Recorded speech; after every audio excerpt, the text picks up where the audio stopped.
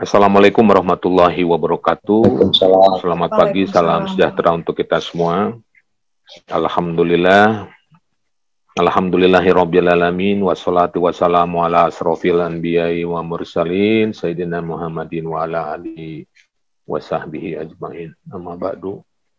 Yang sama-sama kita hormati dan banggakan Rektor Universitas Al-Azhar Indonesia Profesor As-Saifuddin yang tadi sudah menyampaikan sambutannya, kemudian juga Ketua Dekan Fakultas Sains dan Teknologi, Pak Hidayat, begitu. Kemudian Kaprodi, ini kebanggaan kita ini, Ibu Mali. Terima kasih, kemudian Prof. Para panitia, seluruh peserta yang saya banggakan, tidak lupa para narasumber ini, Profesor Irwandi dari Kuala Lumpur dan juga Elma, ya. Luar biasa, senang sekali bisa berjumpa di forum yang berbahagia ini. Saya minta untuk menyampaikan tentang remaja kunci kecepatan penurunan stunting. Nanti kita akan sampai ke sana, tapi saya akan memulainya dengan data kependudukan terlebih dahulu. Silakan slide next. Jadi di sini kita lihat hasil sensus penduduk ya di tahun 2020. Ini jumlah penduduk Indonesia ada sebesar 270 juta. Dan tadi pagi saya melihat di televisi per tahun 2021 itu angkanya sudah bertambah menjadi 273,800.000. Ya, jadi disebutkan oleh Dirjen Dukcapil jumlah penduduk Indonesia per Desember 2021 itu sebesar 273 juta. Nah, dari 273 ini mayoritas adalah para milenial ya. Kita lihat di sini ada generasi milenial, kemudian Z, kemudian juga ada post generasi Z. Kalau Pak Rektor dengan saya semangatnya masih semangat milenial nih gitu loh ya. Kalau umurnya ya nggak terlalu jauh lah dengan yang milenial ini begitu. Apalagi Kaprodi ini tentunya yang KW1 dari milenial begitu ya. Kita lihat di sini didominasi oleh angkatan milenial lebih dari 50 dan yang terpadat ini kita lihat juga ada di Pulau Jawa dan juga Sumatera. Dalam siaran ini saya baca tadi pagi, kalau ditanya kabupaten mana yang paling banyak penduduknya, maka jawabannya adalah Kabupaten Bogor sebesar 5 juta penduduknya. Itu Kabupaten Bogor adalah kabupaten terpadat penduduk di Indonesia. Kalau provinsi Jawa Barat adalah provinsi terpadat, nyaris sebanyak 50%, hampir ada 50% penduduk Indonesia itu berada di Pulau Jawa. Kalau yang paling sedikit yang mana? Paling sedikit adalah di Kalimantan Utara, Provinsi Kalimantan Utara.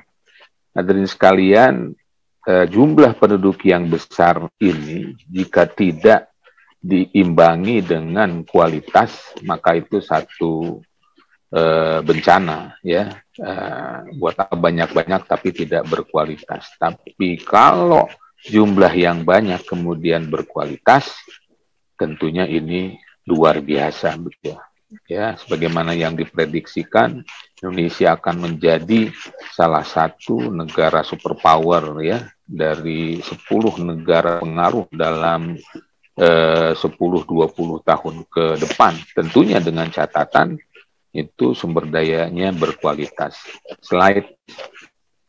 Nah, jadi jumlah yang banyak didominasi oleh milenial. Kita lihat di slide-selanjutnya, please. Ya, nah ini ciri-ciri remaja milenial ya, bagaimana kelompok-kelompok sekarang ini ya, kelompok milenial sekarang ini memiliki karakter-karakter kritis, kemudian juga individual, ya, mandiri begitu ya, kerjanya juga fleksibel, cepat, kreatif, melek teknologi digital seperti itu ya. Inilah ciri-ciri dari Pak generasi milenial yang sekarang mendominasi penduduk di Indonesia. Nah, ini kan sifat-sifat yang luar biasa ya, seperti kreatif dan inovatif, kemudian work-life juga balance begitu ya. Artinya tidak hanya bekerja, tapi juga dia memikirkan juga soal hobi, leisure, seperti kayak begitu. Ini adalah gambaran generasi milenial secara umum ya di seluruh dunia, tentunya bukan di daerah-daerah tertentu saja. Slide please. Nah, namun demikian kita juga menghadapi ini persoalan-persoalan di balik potensi generasi milenial tadi ya, di mana kita lihat di sini bahwa perilaku milenial itu sangat bergantung kepada keluarga, ini teman-temannya, peer grupnya gitu ya, kemudian juga penggunaan media sosial, kemudian lingkungan pendidikan dan lingkungan tempat tinggal. Nah, ini masuk di sini unsur teknologi ya, media sosial. Dan permasalahan yang dihadapi saya kira ini para mahasiswa dari Civitas Akademika Universitas Al-Azhar juga saya kira paham begitu ya, bahwa masih banyak angka putus sekolah di Indonesia ini, kemudian juga penggunaan narkoba, kemudian juga seks sebelum menikah, kemudian perilaku hidup tidak sehat, dan perundungan atau bullying begitu ya. Ini masalah-masalah yang sekarang banyak sekali terjadi di kalangan para remaja. Tentunya ini amat sangat kita sayangkan ini bisa terjadi. Nah, tentunya ini tantangan juga yang harus dihadapi bagi para generasi milenial seangkatan sekarang ini. Slide selanjutnya. Nah, di samping persoalan-persoalan sosial yang tadi, Indonesia juga masih memiliki masalah di sektor gizi, ya. Ada yang kekurangan, juga ada yang kelebihan, gitu ya. Dan juga ada sekarang yang namanya stunting, ya. Jadi Indonesia ini masuk dalam kategori triple burden, ya, triple burden. Jadi ada 3 masalah utama gizi di Indonesia: kekurangan, kemudian juga obesitas, ya, dan juga yang ketiga ini persoalan masalah stunting yang menjadi pokok utama daripada seminar ini, yang juga merupakan program utama, salah satu program prioritas utama yang sedang dijalankan oleh presiden kita saat ini. Kita lihat stunting ini ya terjadi penurunan ya, angka prevalensi stunting ya, dari tahun 2007 misalnya angkanya sebesar 36,8, dan di tahun 2019 kemarin stunting itu berhasil ditekan menjadi 27,7. Jadi makna dari 27,7 itu di 2019, dan di 2021 prevalensi stunting Indonesia itu sudah berhasil diturunkan 3 digit menjadi 24,4. Apa sih makna 24,4? Artinya dari 100 kelahiran, sebanyak 24 bayi yang dilahirkan itu belum diapa-apain itu Ibu Kaprodi ya, baru oe gitu, belum selesai diazan dan dikomatkan gitu dia sudah mengalami stunting begitu ya. Jadi terlahir sudah di stunting. Kita lihat ini Kalau di 2007 36,8, ya, hampir 37. Jadi dari 100 kelahiran 37 menjadi stunting. Nah, sekarang sudah berhasil ditekan menjadi 24,4. Namun demikian 20,4 itu masih melampaui batas yang dapat direkomendasikan oleh Badan Kesehatan Dunia. PBB melalui WHO maksimal adalah sebesar 20% bagi negara untuk memiliki penduduknya yang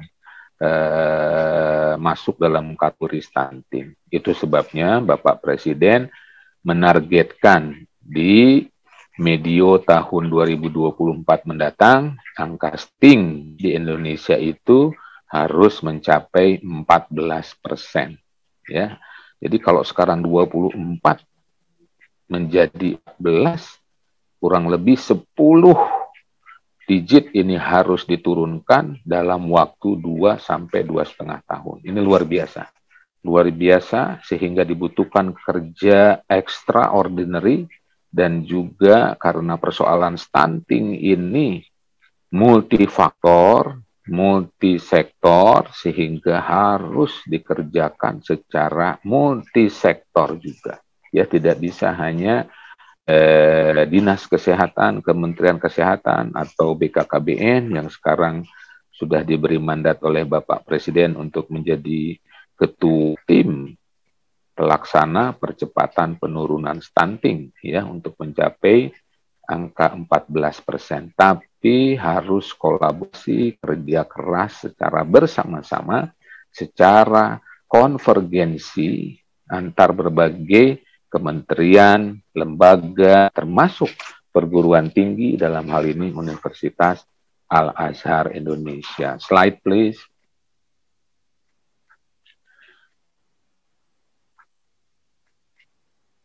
Ya, slide. Nah, ini kalau kita lihat definisinya, stunting itu adalah gangguan tumbang gitu ya. Gangguan pertumbuhan dan perkembangan akibat kurang gizi secara kronis ataupun infeksi yang berulang. Ya. Gangguan tumbuh dan kembang. Ya. Stunting ini sering dianalogikan dengan kerdil atau pendek sebagaimana yang ada di gambar ini. Ya, ini yang kasat mata. Kalau kita kaitkan dengan definisi stunting, gangguan tumbang, pertumbuhan dan perkembangan, itu maknanya seluruh organ tubuh yang ada pada bayi itu mengalami gangguan tumbuh kembang. Cuman yang tampak secara kasat mata ini adalah pendek atau kerdil sebagaimana tergambar di gambar sini. Artinya pertumbuhan tulang tibia, tulang femur, tulang kakinya itu tidak maksimal akibat kekurangan gizi secara kronis.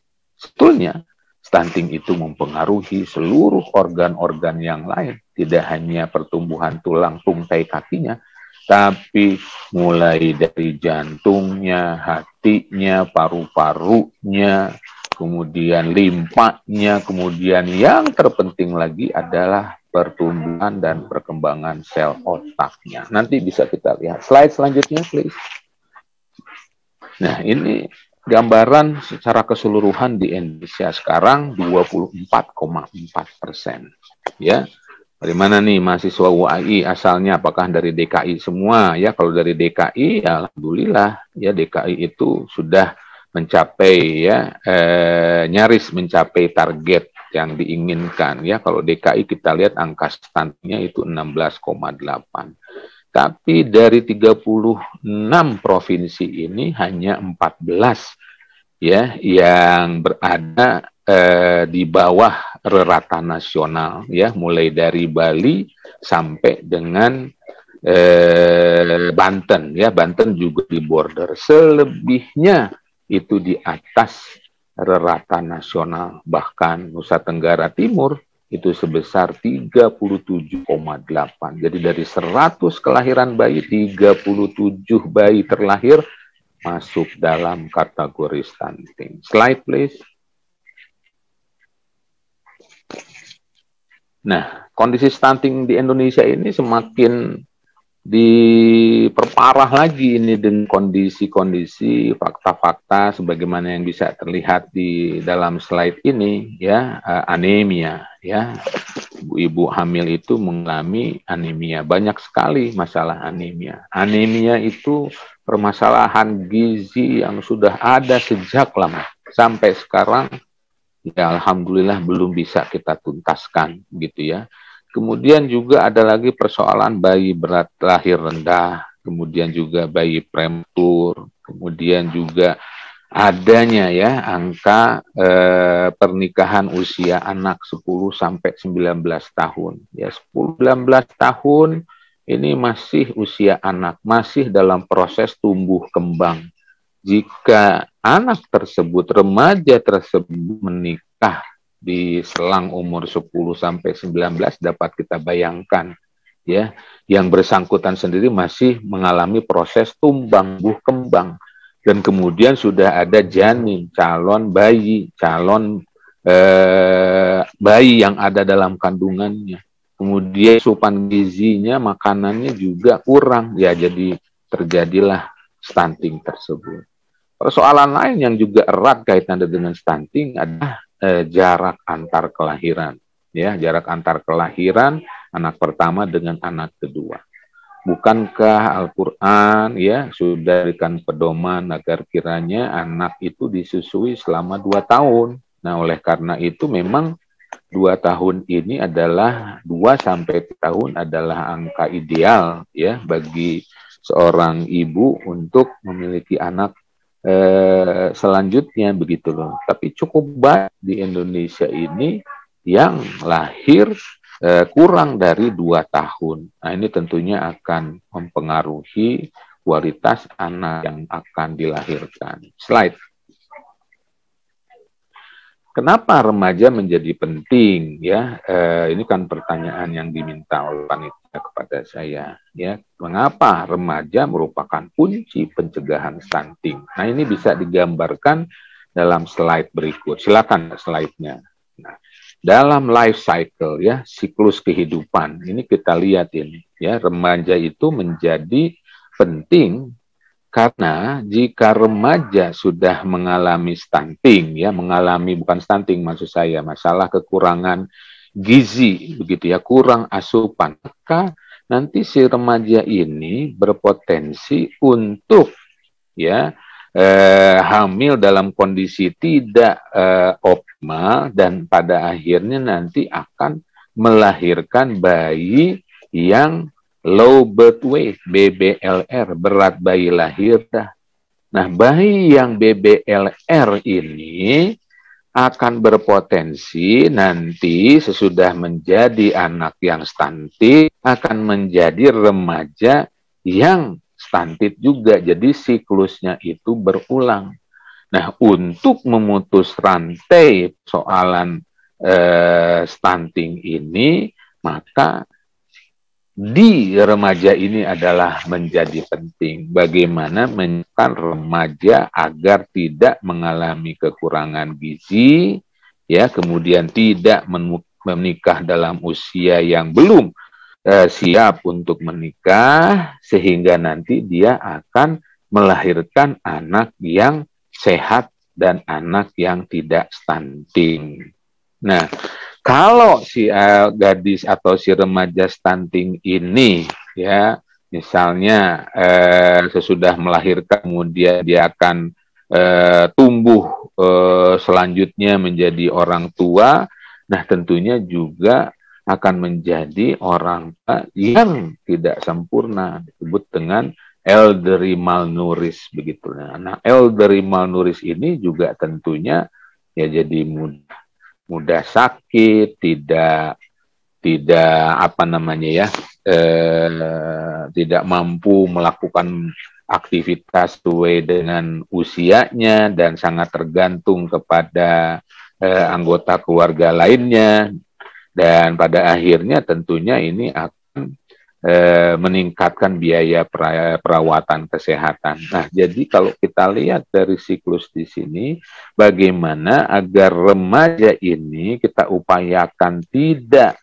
menjadi atau mengalami stunting sehingga nanti dia siap untuk memiliki proses menjadi seorang ibu yang sehat ya, sehingga melahirkan anak yang sehat juga, tidak anak yang BBLR, sehingga nanti anak yang dilahirkan dari remaja atau ibu yang sehat ini menjadi anak normal, kemudian nanti untuk selanjutnya ini akan menghasilkan generasi-generasi yang sehat dan berkualitas. Sebaliknya, jika si remaja ini sudah mengalami persoalan masalah gizi, maka nanti dia akan melahirkan bayi yang kurang berkualitas, ditandai dengan BBLR. Nah, dari pendekatan ini saya kira dapat dipahami kenapa ya remaja ini memegang peranan penting dalam upaya percepatan penurunan stunting. BKKBN juga melakukan pendekatan melalui siklus kehidupan ini. Ya, jadi nanti BKKBN akan fokus kepada para remaja yang belum menikah.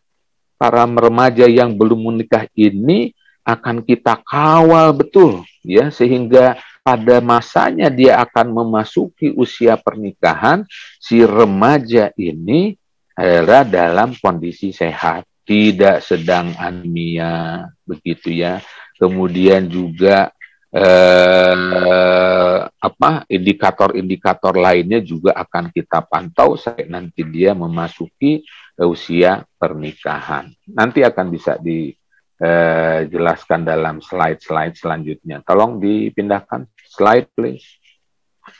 Nah, bicara tentang stunting, sebetulnya ini adalah bagaimana ya seorang calon ibu ini paham betul gitu ya, bahwa selama 38 minggu usia kehamilan itu akan sangat menentukan ya kehidupan janin yang ada di dalam kandungannya. Ini kuncinya sebetulnya, dan ini yang banyak belum dipahami gitu ya. Slide.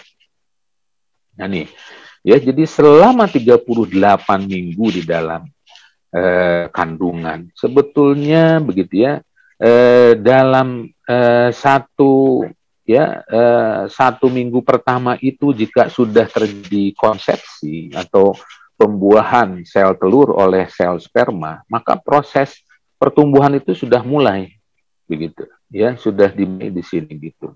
Seperti misalnya pembelahan sel-sel embrio begitu ya, pembelah menjadi 2, kemudian menjadi 4, menjadi 8, menjadi 64 dan seterusnya ya dalam 2 minggu pertama. Jika seorang ibu hamil ini mengalami kurang gizi, maka pertumbuhan ini bukan tidak mungkin menjadi terhambat. Dalam 2 minggu pertama saja tidak tertutup kemungkinan terjadinya keguguran. Ya, jika ini bisa bertahan, maka dia akan memasuki minggu ketiga ya sampai nanti 38 minggu, di mana mulai minggu ketiga itu sudah dibentuk itu ya pertumbuhan pembentukan sel-sel saraf, sel-sel jantung misalnya, itu sudah dimulai, dan berbagai organ yang lain, pertumbuhan gigi, pertumbuhan telinga, kemudian sel-sel otak, pembentukan sel organ reproduksi, dan semua organ begitu ya. Nah, jadi selama 38 minggu inilah ya, ini adalah periode kritikal ya, sangat kritis. Jika si ibu kekurangan gizi, maka pertumbuhan dan perkembangan organ-organ ini menjadi tidak maksimal. Ya, termasuk pertumbuhan sel otak, termasuk pertumbuhan sel tungkai kaki. Nah, kalau ini kan mata, jantung, ya gigi, ya ini kan adanya di dalam, ya tidak bisa kasat mata. Itu sebabnya tadi saya katakan orang pendek pasti orang stunting pasti pendek, tapi orang pendek belum tentu stunting, ya. Karena stunting itu nih banyak ini mempengaruhi organ-organ ini. Dan yang lebih penting lagi adalah pertumbuhan sel-sel otak, begitu ya. Ini adalah sel-sel saraf, gitu ya, sel-sel saraf otak. Yang bagus itu yang seperti ini, ya, artinya jaringannya itu banyak, percabangannya banyak, gitu loh. Dibandingkan dengan contohnya kalau serabutnya sel-sel saraf itu tidak begitu banyak. Coba di slide selanjutnya ada gambar lebih jelas. Ya, nah ini misalnya, ini adalah gambaran sel saraf bayi yang baru lahir seperti ini, yang masih harus tumbuh dan kembang. Nah, jika si bayi itu mendapatkan cukup gizi, kasih sayang, dan juga dirangsang oleh ibunya, maka dia itu akan banyak sekali cabang-cabangnya, seperti ini di jaringnya. Tapi kalau misalnya dia kekurangan gizi, kurang kasih sayang, dan kurang rangsangan gitu ya, maka seperti ini gambarannya, hampir tidak jauh berbeda. Kan sel-selnya itu pendek-pendek, percabangannya kurang. Jadi kalau yang normal ini kira-kira kalau dalam flash disk gitu ya, ini 100 terabyte gitu ya. Nah, kalau yang stunted ini mungkin hanya 1 megabyte aja begitu. Nah, akibatnya apa? Kalau sel-selnya itu sedikit percabangannya, dia kalau yang normal ini dia mampu merekam demikian banyak. Ini kalau ibarat HP gitu ya, itu sampai terabyte gitu ya, ini bisa puluhan juta foto bisa direkam. Tapi kalau yang kayak gini jarang-jarang ya mungkin hanya 5.000 foto bisa disimpan dalam kameranya. Ya, nah ini yang kita khawatirkan sekali nih daripada stunting begitu. Dan yang kedua adalah anak-anak stunting ini ya tidak langsung mati, ya, tapi dia akan hidup dengan segala keterbatasan dan kekurangannya, begitu loh. Ya, coba kalau misalnya, mohon maaf ini ya, bukan sih mengharapkan yang tidak. Kalau langsung mati dia dikubur selesai persoalan. Ya, tapi karena dia tetap hidup dengan segala keterbatasan, seperti juga nanti dia nggak bisa ingat, ya karena memorinya sedikit, ya sekolah-sekolah juga nggak mau mempertahankan, ya lulus aja lah, lulus gitu ya, akhirnya tidak bisa ke jenjang yang lebih tinggi, ya. Dalam olahraga juga begitu, kalau berlari juga tahan selama 90 menit, paling hanya tahan 45 menit pertama. Gitu ya. Nah ini dampak daripada stunting gitu ya, yang kita khawatirkan adalah pertumbuhan utamanya sel otaknya ini seperti slide. Nah jadi tadi sudah saya sampaikan gitu ya, jadi dalam jangka pendek ini akan terganggu perkembangan otak, akibatnya apa? Kecerdasannya berkurang begitu ya. Karena dia hanya mampu berkonsentrasi kalau sekolah di tingkat SD mungkin hanya 1 jam gitu loh. Ya, kalau lebih dari 1 jam dia sudah tidak bisa fokus lagi. Ya, nah, ini berlanjut dari SD ke SMP. Ya, coba ingat-ingat pada waktu teman-teman SMP ya, para mahasiswa waktu SMP dan SMA gitu loh. Kan ada itu teman-teman kita yang udah jam 9 gitu ya, pikirannya udah kabur aja, ingin nongkrong di warung begitu ya, udah nggak tahan lagi dia belajar karena ya memang nggak mampu dia. Jadi jaringan otaknya itu tadi hanya sedikit begitu loh dibanding dengan yang lain gitu loh. Ya ini salah satu. Kemudian gangguan pertumbuhan fisik ya, bagaimana bisa masuk ke guruan tinggi yang mensyaratkan tinggi badan minimal dan seterusnya, gangguan metabolisme tubuh dan jangka panjang ini kita lihat juga mudah sakit dan seterusnya. Slide. Nah, jadi sebagaimana saya katakan tadi, bagaimana untuk mengatasi penurunan stunting ini, maka kita akan melakukan pendampingan. Jadi nanti catin ya, calon pengantin itu akan kita screening ya 3 bulan sebelum menikah gitu ya, 3 bulan sebelum menikah akan kita periksa status gizinya itu bagaimana, HB-nya gimana, anemia atau tidak. Kemudian lingkar lengan atasnya itu lebih besar dari 18 yang kita syaratkan. Karena kalau kurang atau sama dengan 18, berarti anak ini mengalami persoalan masalah gizi. Jadi 3 bulan sebelumnya, termasuk yang laki-laki, kualitas spermnya gimana? Itu kita periksa. Karena semua mertua ya yang punya ingin mantunya itu ya sukses dalam berumah tangga begitu ya. Nah, jadi ini kita akan lakukan monitoring ya.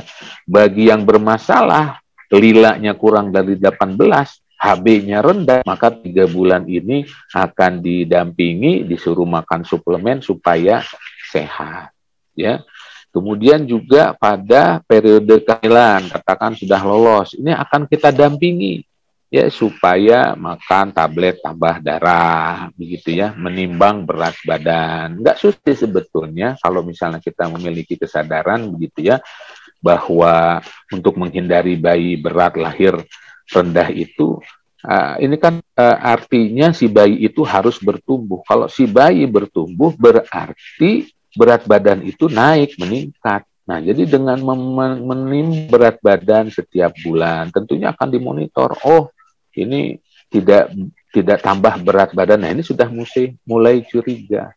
Sampai pada nanti periode nifas, ya, melahirkan, kemudian si bayi sudah lahir sampai berusia 2 tahun, begitu ya. Nah, ini akan didampingi, ya, mendampingi keluarganya, dan kita memiliki tim pendamping yang berada di lapangan. Nah, jadi ini sampai usia 2 tahun ya. Nah, inilah yang dikenal dengan 1000 hari pertama kehidupan, yaitu 270 hari selama dalam kandungan, yaitu 9 bulan 10 hari ya. Jadi 270 sampai si bayi berusia 2 tahun, jadi total itu adalah 1000 hari pertama kehidupan.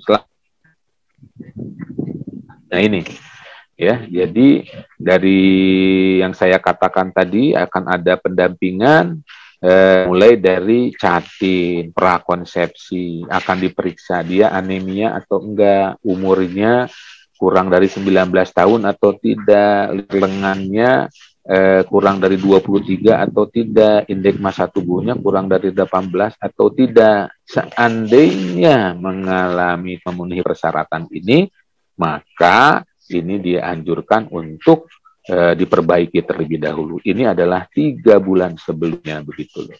Nah, jadi kita sebut dengan prakonsepsi. Jadi kita jangan hanya sibuk dengan pre-wedding, tapi sekarang ini perlu disosialisasikan prekonsepsi. Murah loh ini ya, kalau pre-wed itu kan sewa baju, sewa mobil, sewa sepeda di kota tua, biayanya bisa sampai 10 sampai 30 juta. Ya, tapi kalau hanya masalah prekonsepsi aja ini kan hanya periksa HB, berapalah periksa HB itu, ya kan, untuk mengukur parameter ini semua. Itu kan tidak mahal, nggak sampai 1 juta yang kayak begini. Kemudian kalau misalnya nanti memang masuk dalam kategori yang perlu disembuhkan terlebih dahulu, juga biayanya tidak mahal, hanya memakan suplemen saja, begitu. Nah, jadi ini ya tugas-tugas tim pendamping akan melakukan monitor. Ya, pendamping ini, tim pendamping keluarga sudah kita sebar di seluruh desa di seluruh Indonesia, terdiri dari 3 orang. 3 orang itu 1 ibu-ibu PKK. Ibu-ibu PKK itu ibu RT, ibu lurah, ibu RW, gitu ya. Kemudian penyuluh KB ya, yang ada di seluruh Indonesia, dan yang ketiga bidan. Nah, jadi 3 orang ini yang akan melakukan dampingan kepada keluarga-keluarga beresiko stunting. Nah, BKKBN sudah menyiapkan ya tim pendamping keluarga beresiko stunting. Kemudian kalau dari catin, kemudian ibu hamil. Kita ingin pastikan ya ibu hamil ini berat badannya nambah, kemudian juga makan tambah darah. Kemudian juga nanti masih tugasnya dari tim pendamping, ibu-ibu yang sudah melahirkan ini memastikan bahwa anak disusui, begitu ya. panjang badannya tidak kurang dari 48 cm dan mempraktekkan ASI eksklusif selama sampai usia 2 tahun. Bayinya itu akan didampingi terus. Slide. Prof. Rizal, punten, izin mengingatkan sekitar 2 menit lagi boleh ya, Prof? Siap, ya tinggal 3 slide lagi. Nah, jadi untuk memonitor ini kita menggunakan aplikasi yang disebut namanya LC-Meal. Nah ya, LC-Meal ini adalah aplikasi untuk siap menikah dan siap hamil, begitu ya. Nah ini ada, jadi kita sudah ada aplikasinya, jadi nanti akan dipantau oleh 3 orang tim pendamping keluarga. Ini yang tadi saya katakan, Ibu PKK, kemudian Ibu Bidan yang di tengah, dan yang paling kanan adalah Ibu Penyuluh KB, begitu. Slide. Ini ya, jadi aplikasi elektronik siap nikah dan hamil. Jadi nanti dari situ data-datanya akan dimasukkan dan ini terintegrasi dan berbagai kementerian dan lembaga, khususnya dalam hal ini Kementerian Agama. Jadi nanti Dinas Kantor KUA juga tahu, oh namanya si Fulani misalnya ya, Fulani ini data-datanya nanti ada, jadi dilihat kalau misalnya dia datang ke KUA, Fulani kamu HB-nya masih rendah, jadi nanti disarankan jangan menikah bulan depan, tapi coba 3 bulan lagi, kayak begitu, untuk menghindari masalah atau juga mempercepat penurunan stunting. Slide, namanya LC-Meal ya. Nah ini jadi bisa diakses melalui handphone ya, karena kan sekarang semuanya sudah serba elektronik begitu ya. Jadi di sini nanti ada juga materi-materi kalau misalnya mengalami anemia, wah harus bagaimana cara mengatasinya. Jadi nanti dari aplikasi ini akan bisa di-download materi-materi tentang bagaimana mengobati, mencegah masalah stunting. Slide.